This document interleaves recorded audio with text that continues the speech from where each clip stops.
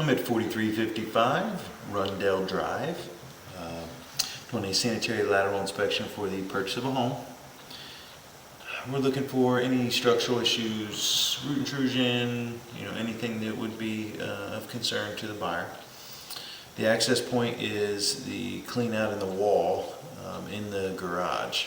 The main stack is in the back. There's also a clean out front, but it has a sweep on it, meaning I can only go from that point out to the street. So we're going from here to inspect as much pipe as possible. It looks like the line is PVC. At least inside the house, this looks like ABS plastic, which is a little surprising, being that this was the house is early 70s. Normally, there was a lot of plumbers were. This was all kind of new stuff here. So there's a lot of builders and stuff at this point that were still using cast iron and clay. So this is good news. So this basically it's a black form of PVC plastic.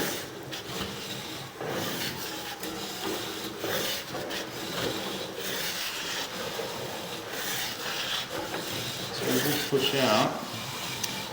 I'm going to see if I can identify where the outside clean out is, so you know when we've left the house. Because based off of when the neighborhood was built, we still may have some clay on the outside past the clean out. I believe this is it right there, maybe. Hard to tell. Yep, see, so now we've gone into cast iron. It's a strange combination of materials. If they've used cast iron all the way out to the street. Cast iron isn't a bad material, but it does have a limited lifespan. I think roughly they expected it to be about 75 years. But as you can see, it does rust, and so it does have a rough, kind of rough interior to the piping, which makes it more susceptible to what we call soft clogs, which is like, excessive toilet paper. Wet wipes are a big problem just because they don't break down like toilet paper. If you ever want to try to take a piece of toilet paper and a wet wipe, run them both underwater, and you'll see how the toilet paper breaks down. That's what it's designed to do, so that if it does catch on anything, it'll just, disintegrate into the water. And so, got a little bit of channeling going on. This is normal for cast iron. As you can see, let's see how the cast iron. Cast iron is good for root intrusion. You don't usually have a lot of that, but there's no tree out there, so either way, that's pretty good. And then once we've got out to basically where the developer took over, now it goes to clay. And so this is where the builder or the developer would meet. Basically, when they originally come through in a neighborhood, they'll build or install the sewer mains, and then the laterals or the pipes that go to each individual house, and they'll move them up, or they'll run them up onto the property and stub them out up in the grass before they actually build the house. And then when they build the house, they connect it. And so all this is all clay that the developer put in and brought it up to the edge of the property. And then the builder used PVC on the inside and clay out in cast iron outside. So looks like we have some pretty heavy root intrusion here, like 6 to 7 feet. And so we'll take a look at that. And it's kind of weird because there's not much, I don't know what is out there that could be producing those roots unless there's an old tree that used to be there. More or less I'm missing something. But roots are really, really common in clay connections like this, where they come in right at the connections. Once the clay's in the ground for a long time, the connections just tend to have little voids in them, where basically the packing in between the connections, and so the roots get in. They find fertilizer and water all in one place, and they love it. And so looks like really that 67-foot mark is the only one that might need some attention right now, but of course if you can get it cleaned, and with the access to the outside clean out, it's also good news.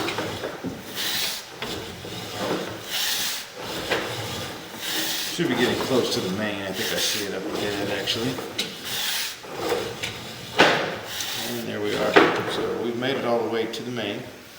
Everything looked good structurally. We just had some root intrusion. The largest one at about 67 feet. It wasn't obstructing flow fully, but probably would in a short period of time. And so I'm going to pause the video for a second. I'm going to turn some water on so we can watch the line function on the way back. And then I'm also going to try to see about where the clay starts and see how far or how close to the edge of the property that is, because of that, we want to know if it's off the property, that at least in most cases, most areas, the municipality or the sewer department would be responsible for any damage that is off the property. It's not in every area, but that way we can at least give you some peace of mind as far as if that root intrusion ever causes future issues. But first things first, we're going to pause the video and start running some water, and we'll have to wait for it to reach the main. All right, as you can see, the water's made it all the way down to the main. It's good.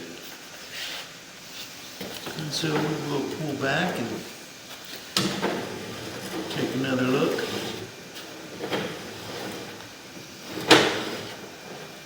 Now, root intrusion, we were talking about, pretty normal.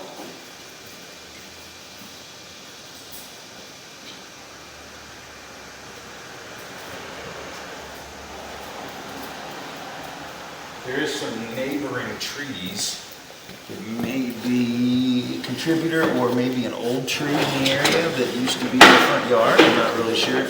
A lot of these houses were all built and trees were put in the middle of the front yard. But 86 feet.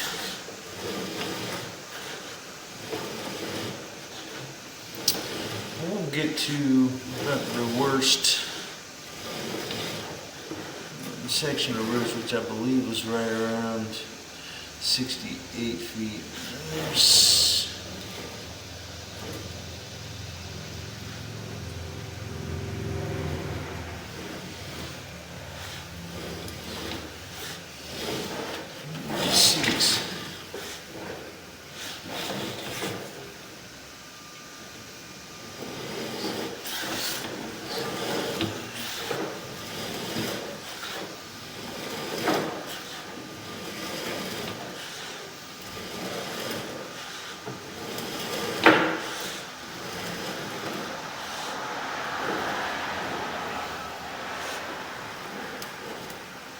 Here's the bluish part.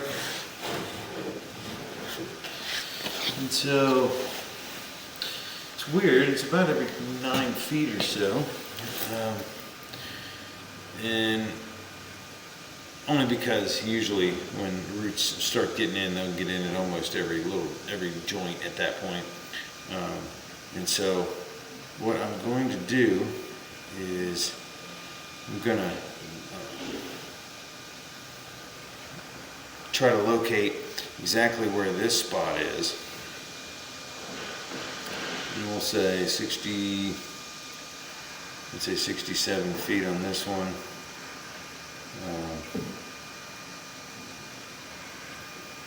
And about 77. I mean, the footage goes by the rotation of the drum, so it's not, perfect, but they were 67, 77, and 86 feet. And so these clay lines come in like 3-foot sections.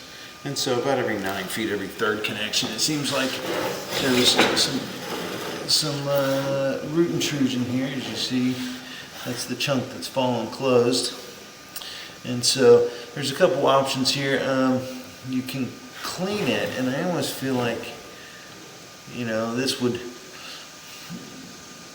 do with a little bit of cleaning there at 67 feet. It's not blocking flow now, but it could, easily catch catch something as it goes through. Usually toilet paper, stuff like that, like we were discussing with the wet wipes, toilet paper would break down and wouldn't cause a clog most likely, especially with this area. It would just go around eventually. But the wet wipes and stuff, if they catch on there, obviously that's a little bit bigger issue because they don't disintegrate again. But I'd say that's the worst part that I saw, and actually I was going to pause. I'm going to take a look at where this is. I think actually the best bet is probably going to be for me to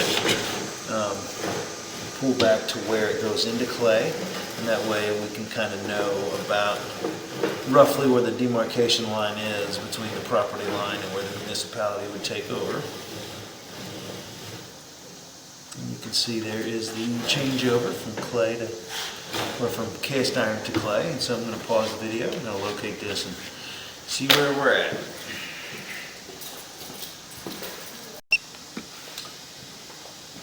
Okay, so this is right at the property line, basically. Right at the outside of the edge of the sidewalk, right where the easement is between the sidewalk and the street. And so right where the easement, or the end of the sidewalk and the easement grass in between there too, that's where it's like almost right at the line at the sidewalk where the, if you're coming from the street, right where the sidewalk starts. Right in the center of the front, center of the house goes straight out, and so this is probably pretty close to the demarcation line between when where the municipality or the sewer department would take over responsibility. So if there's any major damage in the future, it should be on them for the clay. And it kind of depends on the area and how far onto the property they'll go. Some of them, it starts at the curb and it's only in the street. Some of them go onto the property a few feet. It just kind of depends on the area. Now the cast iron here, cast iron looks pretty good. Oh, I also want to note there is a tree there's a stump on the left side of the yard, and so those roots probably come from that stump. And so the good thing is, the roots do continue to grow for a few years after a tree gets taken down, but hopefully an initial cleaning and then a couple years of Root X, which would be, it's like a chemical that you can put down the line. You do it about once a year, and I would say in a few years you could have another re-inspection if you're worried about it in about 5 years after doing the chemical treatment, and the roots should stop growing. And if you don't have a tree in the front yard, you probably don't have anything to worry about as far as roots getting into the line anymore. So that's a good sign. You only have maybe a few years of maintenance, and it would be, and then from there you shouldn't have to worry about it again. But the rule of thumb is usually somewhere around 5 years is usually what they say when they quit. After you take a tree down, how long the roots will continue to grow. Obviously that kind of depends on the tree and how much of the tree is left. But the cast iron looks pretty good. Obviously it's cast iron, so it's going to be rough. But it's flowing free and open. I just always make those notes about wet wipes. And You have low flow toilets if this place does, which a lot of them, that's all they make anymore. Sometimes that can contribute to it if you're using a ton of toilet paper. But usually, you know, showers and laundry and stuff will wash the line out pretty well. You can see right where it goes back into the PVC. And the PVC looks great. The ABS plastic all looks great.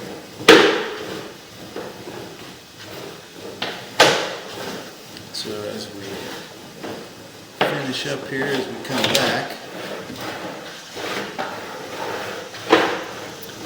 the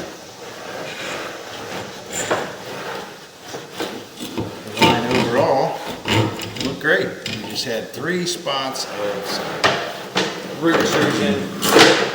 2 are really minor. The one is kind of a medium, but it did have some stuff hanging down in the flow line, and so I don't think it would cause anything quickly as far as, you know, as soon as you move in or anything, but I would, you know, want to be able to take care of that, and you may even be able to get away with just a chemical treatment, but to burn those back.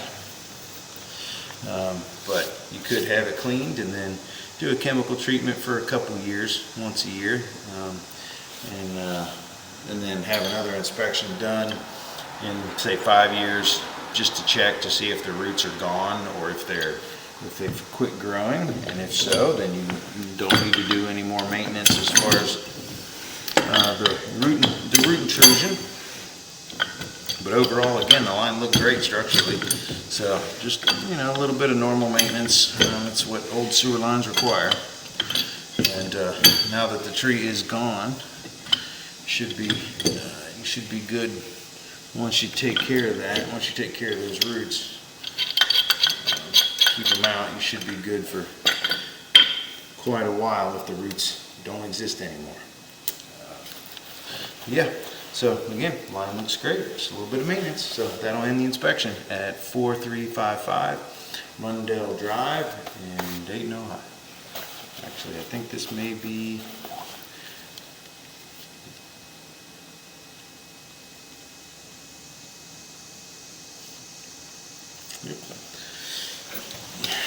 Dayton, Ohio. So, yeah, that'll end the inspection.